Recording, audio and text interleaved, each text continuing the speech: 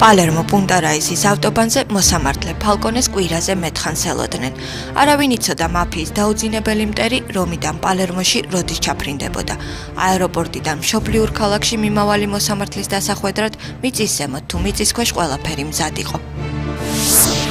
ლაკალსას ქუჩებში შებინდების შემდეგ გასვლა შეუძლებელი იყო. პალერმოს ამ ერთ-ერთ ყველაზე კრიმინალურ უბანში ჯოვანე ფალკონემ ბავშვობა გაატარა. იქ სადაც ძალადობა მეფობდა, მოძალადესი შურდათ. მაშინ პატარა პაოლო ბორსელინოს უნდოდა ისეთივე მდიდარი და დაფასებული ყოფილიყო, როგორც მისი კლასელი მაფიის ბოსის შვილი. მაშინ ბავშვები უცნაურად თამაშობდნენ. შემდეგ იყო დონ მესინო, იგივე ტომაზო ბუშეტა. კაცი, რომელიც 60-ზე მეტი ადამიანის სისხლში იყო გასვრილი, მეორე მაფიოზური კლანის მეთაურის სალვატორე რიინას სისასტიკე მაღაშფოთა. ფალკონემ შეძლო დონ მესინოს ალაპარაკება და მოსამართლე პაოლო ბორსელინოსთან ერთად კოზა ნოსტრას წინააღმდეგ უპრეცედენტო მაქსი პროცესი წამოიწყო. იტალიის კანონმდებლობა მაფიის ხელმძღვანელს სამართალდამცავებთან თანამშრომლობის შემთხვევაში სისხლის სამართლის პასუხისმგებლობიდან ათავისუფლებდა და სახელმწიფო მაფიისგან მის დაცვას უზრუნველყოფდა. ბუშეტას ჩვენების საფუძველზე სალვატორე რიინა გაასამართლეს. ბუშეტა მოსამართლეს აფრთხილებდა, რომ ის, ვინც ნაცრისფერ ზონას შეეხება, სადაც კოზა ნოსტრა პოლიტიკას ერწყმის, მოკვდება.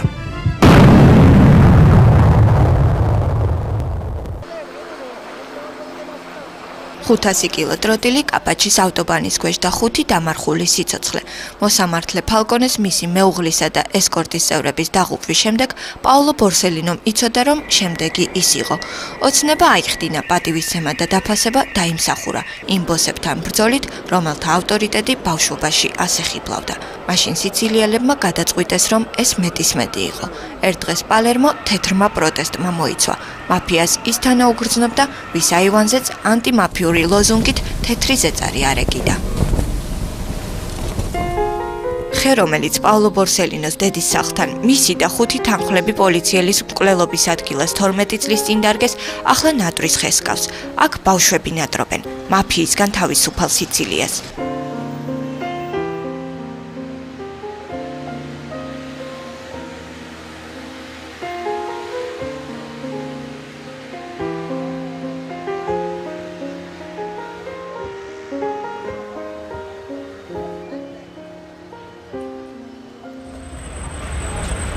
მაფია მოკლა ისინი, მაგრამ მათი იდეები აგრძელებენ სიარულს ჩვენი ფეხებით.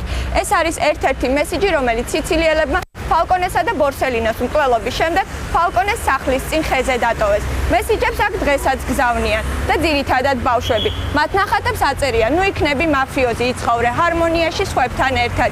პატივი ეცის სხვებს და პატივს გცემენ შენც. ფარმაცევტი მფლობელის აფთიაქში მუშაობას მისი ქმარი ხშირად ნატრობს. რიტა ბორსელინა ძმის მკვლელობის შემდეგ მიხვდა, რომ რაღაც უნდა ეღონა. თუ რა, არ იცოდა. თავიდან ისინი შემოიკრიბა, ვისაც არსებულის შეცვლა უნდოდა. ასე ჩაენაცვლა პატარა ბიზნეს, დიდი ორგანიზაციის ლიდერობა.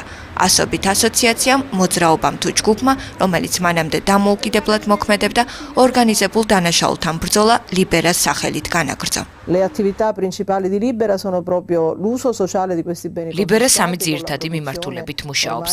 თანამშრომლობთ საკანონმდებლო ორგანოსთან, მუშაობთ სკოლებში ბავშვებთან და ვაწყობთ ქარავანებს.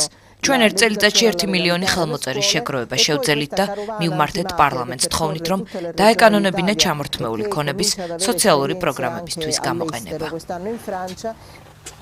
ამ კიბეებზე ოდესღაც მაფიის ბოსების ბრძანებების მისაღება დადიოდნენ. ვილის ფაქტობრივი და იურიდიული მფლობელები სხვადასხვანი იყვნენ. რეალურის ვინაობა დღემდე უცნობია. ვილა პალერმოს განაპირას ისეთ ადგილას მდებარეობს, საიდანაც მთელი ქალაქი ხელის გულივით ჩანს. ახლა აქედან ცისარტყელას 7-ვე ფერი იკითხება. გონება ჩამორჩენილი და ინვალიდი ბავშვები აქ ყოველდღე მოჰყავთ. 50-მდე მოზარდი სხვადასხვა ჯგუფშია დანაწილებული. ისინი ჯამრთელ ბავშვებთან ერთად ხატავენ და მარტივ ინსტრუმენტებზე დაკვრას სწავლობენ. მათ ძალიან სიამოვნებთ, როცა შეუძლიათ ხატონ ჩვეულებრივი ბავშვებივით. ეს მშობლებსაც ძალიან ახარებთ. სახლში ამ ბავშვებს მსგავს არაფერს აკეთებინებენ. აქ კი ისინი ცდილობენ მიბაძონ ჯამრთელ თანატოლებს და არ იგზნონ თავის საზოგადოებიდან მოწყვეტილად. ინვალიდი ბავშვების სოციალური ინტეგრაცია გონებრივად ჩამორჩენილ ბავშვთა სარეაბილიტაციო ასოციაციის უპირველესი მიზანია. მოზარდებს აქ მოხალისეები უვლიან, საზღაურს არავინ იღებს. მიაჩნიათ, რომ საქმე, რომელსაც აკეთებენ, ნებისმიერ ფულზე მეტია. სპონსორებიდან შემოსული თანხა სავარჯიშო ოთახების მოწყობას, აუზის აშენებას და სხვა აუცილებელ გამაჯანსაღებელ მოწყობილობას დაახარჯეს. რეგიონალურმა პრეფექტურამ ვილა ასოციაციას 4 წლის წინ გადასცა. თუ კი სახლი დანიშნულებისამებრ გამოიყენება, ის დროებით მფლობელს იქამდე დარჩება, ვიდრე საჭირო იქნება. ჩამორთმეული უძრავი ქონების გაყიდვა იტალიაში კანონით იკრძალება. სხვა პირის მეშვეობით ძველმა მფლობელმა რომ არ დაიბრუნოს. უკანონო ქონება სახელმწიფოს გადაეცემა. ადგილობრივი პრეფექტურის მიერ უძრავი ქონება ინსტიტუციონალური, სოციალური და საჯარო ინტერესების განსახორციელებლად გაიცემა. პროდუქტი მაფიისგან განთავისუფლებული მიწიდან. მაფიისგან 350.000 ჰექტარი გათავისუფლდა. ოდესღაც კოზანოსტრას კუთვნილ ტერიტორიაზე, რომელსაც პატრონები არც კი ამუშავებდნენ, ახლა ყურძენი, ხორბალი, სოიო, ზეთისხილი და უამრავი სხვა რამ მოჰყავთ. ამ მოსავლით დამზადებულ პროდუქციას, როგორც ამბობენ, კანონიერების გემო აქვს. კოოპერატივებში, რომლებიც ჩამორთმეულ მიწას ამუშავებს, 70-მდე ადამიანია დასაქმებული. ეს ის ხალხია, რომელიც კოზანოსტრას აღზევებისას უმუშევარი და მშიერი იყო. ახლა ჩვენი წლიური ბრუნვა 1 მილიონი ევროა. სიცილიის ეკონომიკაში ჩვენ დიდ აგურს ვდებთ. ორგანიზაცია, რომელიც აგურებს, საკუთარ ეკონომიკაშიც წარმატებით და სწრაფად დებდა, საუკუნის მანძილზე იდუმალებით იყო მოცული. ამ ჩაკეტილ სივრცეში შეღწევის მცდელობისთვის კაცრად ისჯებოდნენ. სასამართლოს ეზოში მონუმენტი სისხლიანი სერიის ისტორიას ინახავს. 1971-92 წლები. მოკლული მოსამართლეების ნუსხაში ბოლო პაოლო ბორსელინოა. მოსამართლე სერჯიო ლარი ამბობს, რომ ახლა როცა ფალკონესა და ბორსელინოს მიერ კოზანოსტრას სქემა ამოხსნილია და სამართლებრივი უწყებები სხვა ინფორმაციას ფლობენ, ეს კრიმინალური ორგანიზაცია სერიოზულ საფრთხეს აღარ წარმოადგენს. Quindi la mafia è composta da migliaia di persone. მეორე მსოფლიო ომის შემდეგ სიცილიაში მაფია განვითარდა და აყვავდა. ამ ორგანიზაციაში მილიონობით ადამიანი იყო გაერთიანებული.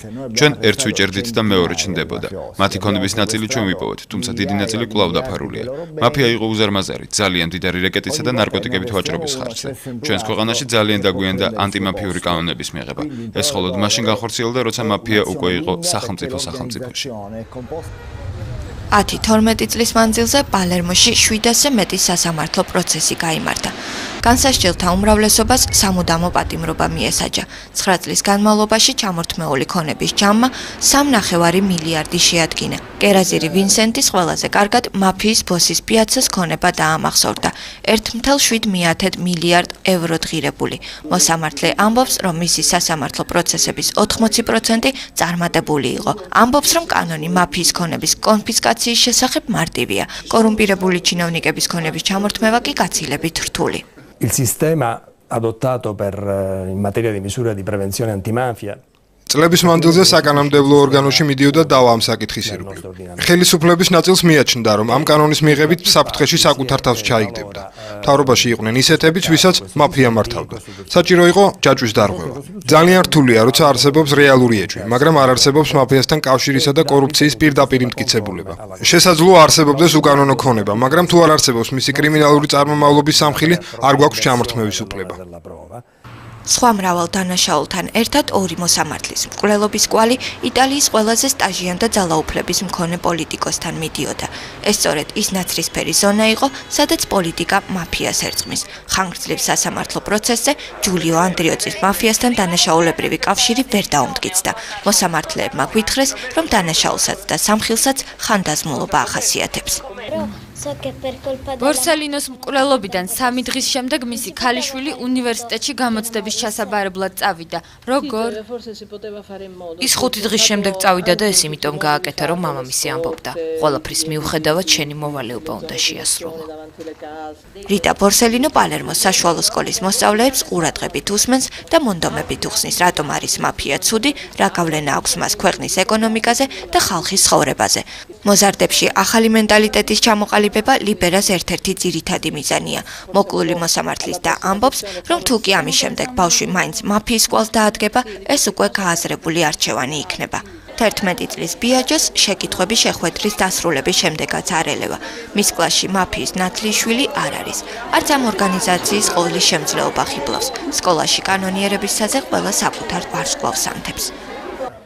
მაფია ცუდია და არც ერთ ქვეყანაში არ უნდა არსებობდეს. ბევრ ხალხს კლავენ და იმიტომ ფიქრობ ძალიან ცუდები არიან.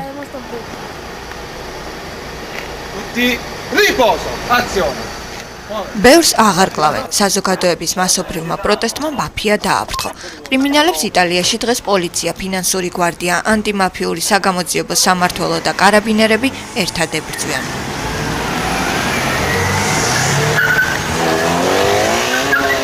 ულტრაწითელით მოპარულ მანქანებს პოულობენ, ბომბის აღმოსაჩენად რობოტებს იშველიებენ.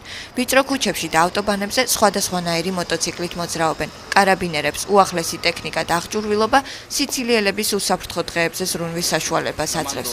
ამბობენ, რომ კრიმინალური ვითარება თითქმის ისეთივეა, როგორც სხვაგან, წელიწადში 500-დან 600-მდე დაპატიმრებით.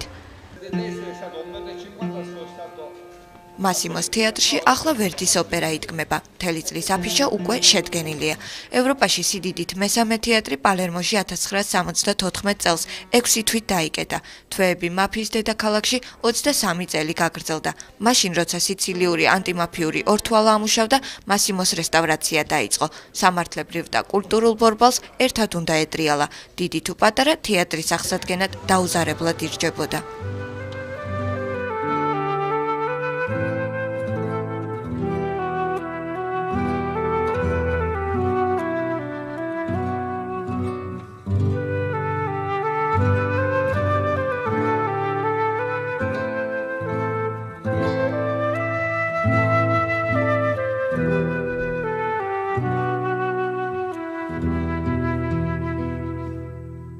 ბავშვებმა არაჩვეულებრივი უძველესი არქიტექტურული ძეგლების შესწავლა და აღდგენა დაიწყეს. სკოლის მოსწავლეებმა სხვადასხვა ძეგლები იშვილეს. მათი მოვლა პატრონობა ნამდვილ შეჯიბრად იქცა. ეს ერთ-ერთი საუკეთესო მაგალითია თუ როგორ იმუშავა პალერმოს რენესანსმა, რომელიც რამდენიმე წლის წინ დაიწყო. კეთროვანთა კოლონია მოხუცთა თავშესაფარი სამშენებლო მასალების საწყობი.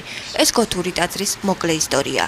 ტონობით ნანგრევებისა და ნაგვის გატანის შემდეგ სპასიმოს კომპლექსი ლაკალსას რაიონში კულტურულ ცენტრად იქცა. მის ირგვლივ ულამაზესი ბაღი გაშენდა.